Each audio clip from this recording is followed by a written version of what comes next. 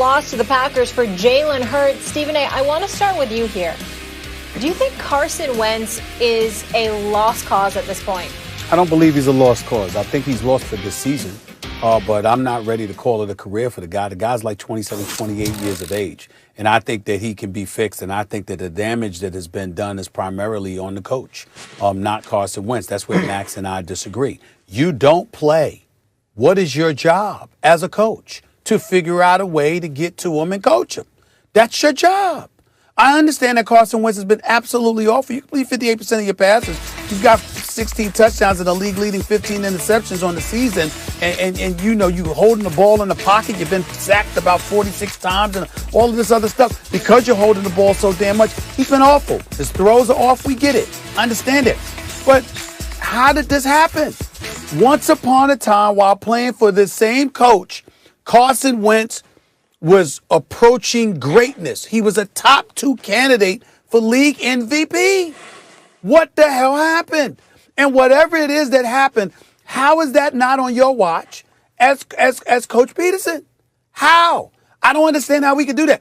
We could look at Roseman, and we can say Howie Roseman should have got, the DK Metcalfs and the A.J. Browns of the world, got the brother some help. Deshaun Jackson was supposed to be there. He's been injury-prone since he's arrived there. We got all of that. Can't be helped. I got that. Nelson Aguilar is looking good in a Raiders uniform. Should have caught the winning touchdown against the Jets instead of Ruggs, by the way, because he was open, but Derek Carr overthrew him on the very, very play before that game-winning touchdown for the Raiders against the Jets. We understand what he was supposed to do. We expected more from Alshon Jeffrey.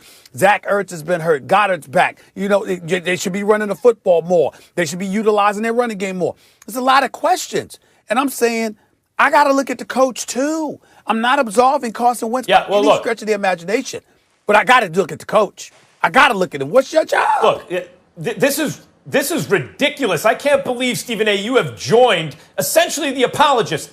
Look, you're clearly saying Wentz has regressed. I get that at this point. I get that. But it's ridiculous to blame this on anybody but Wentz. Look, Peterson's got to go. I made that clear. The play calls, he's got to go. Roseman's got to go. You're saving your second-round pick. You don't want to trade for DeAndre Hopkins. Oh, you're going to trade up for a better receiver, maybe a CD Lamb. No, you're using that to replace Wentz? Okay.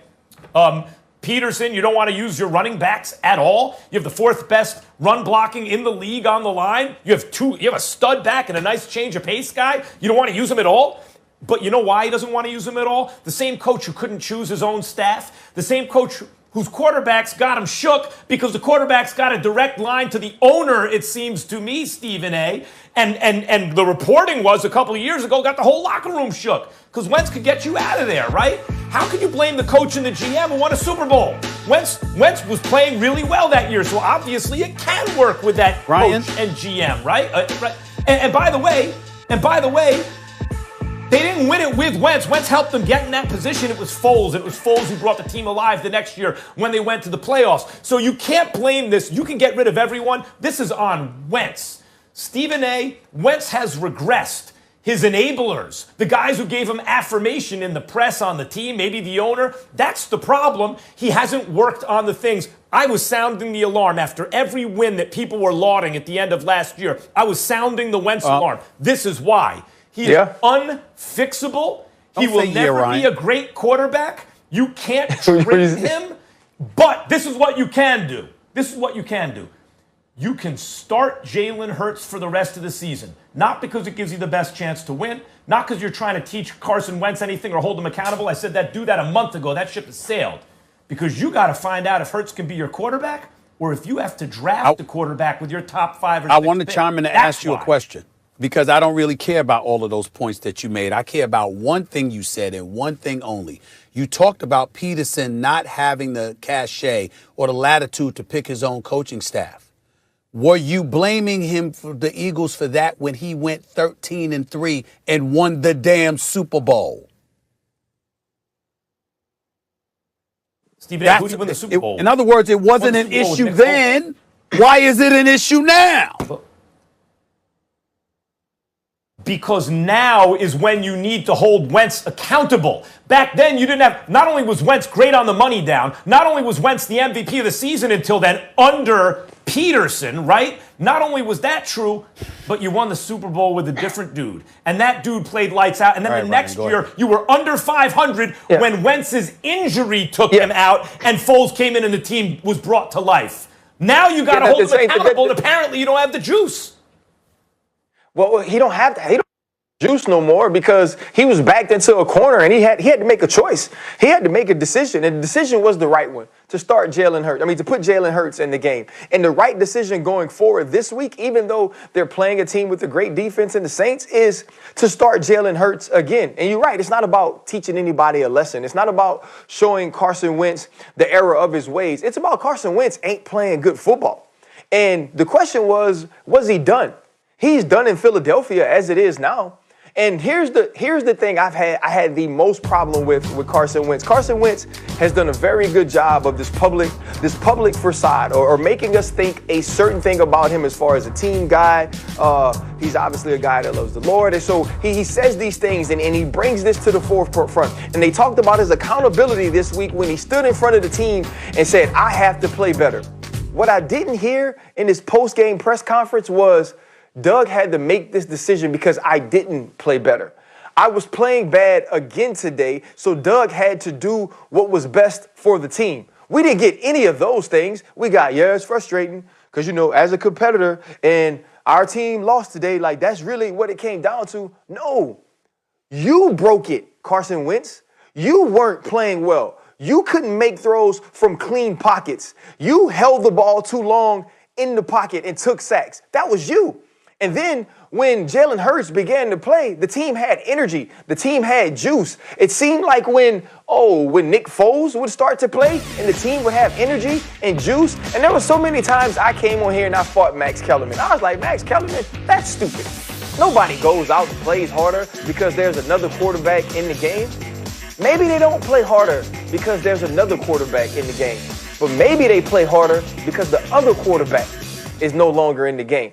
And the dude I saw in the post-game press conference that refused to take public accountability, that refused to say, you know what, it was my responsibility to fix Carson. I haven't fixed Carson all year, so Doug had to do what he had to do to try to fix the team. That dude ain't stand up. He blamed other people. He talked about communication. He talked about what he didn't know and how he felt, but never how he played. So Doug made the right decision. The right decision is to rock with Jalen Hurts the rest of the way out, and then you figure the rest of the offseason or the rest of next season out after this season is over. Because for now, Ryan should be over. Ryan, listen, everybody, I was so far out ahead of this. I obviously was seeing things. I wasn't lucky that I guessed Carson Wentz was regressing. Just take my word for this one so everyone's not late on this next one, okay? Let me be very clear. They need to play Hurts.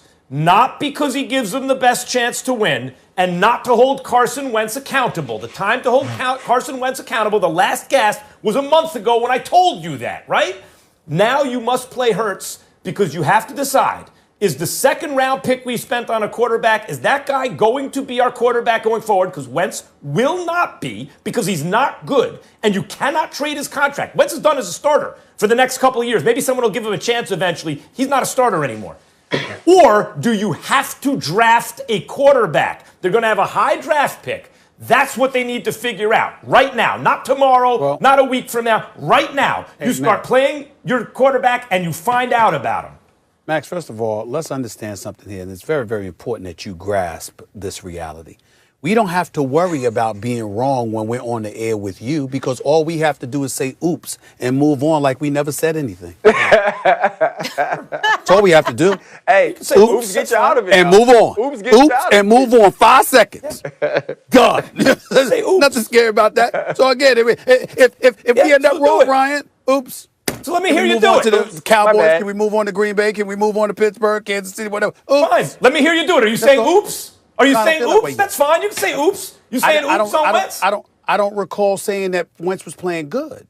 All I said was that he's not the sole person to blame. I hold Peterson and Roseman accountable for that. You are the coach. Coach him. I don't believe that it's all the demise of Carson Wentz is about purely Carson Wentz. I don't believe it. Now, if he never had those skills, Max, you have a point. But to be here and to literally fall off the map in 2 years, I think coaching has something to do with that.